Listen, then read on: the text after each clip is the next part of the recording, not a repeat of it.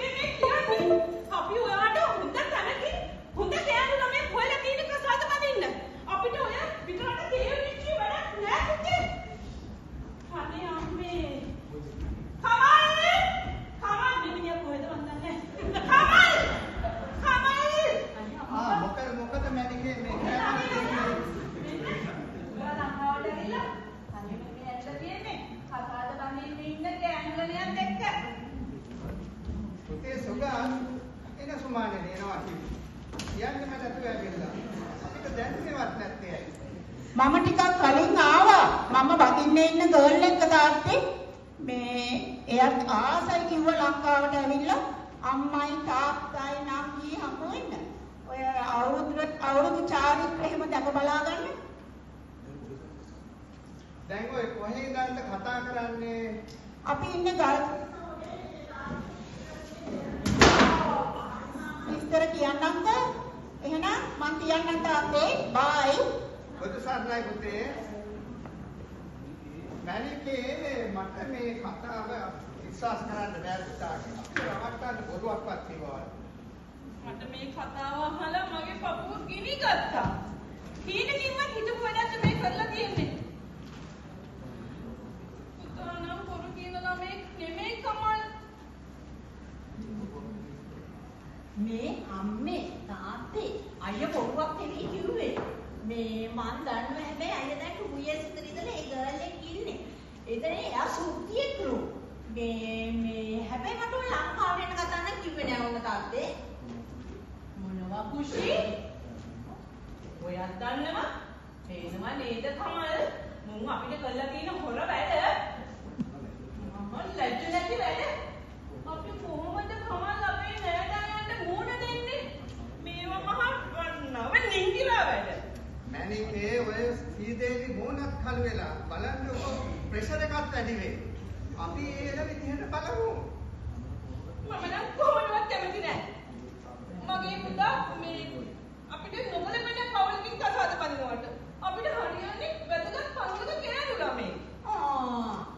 මේ අම්මේ ඔයා කොහොමද එහෙම කියන්නේ? අම්ම කොහොමද එයා වැදගත් නැති කියලා දන්නේ?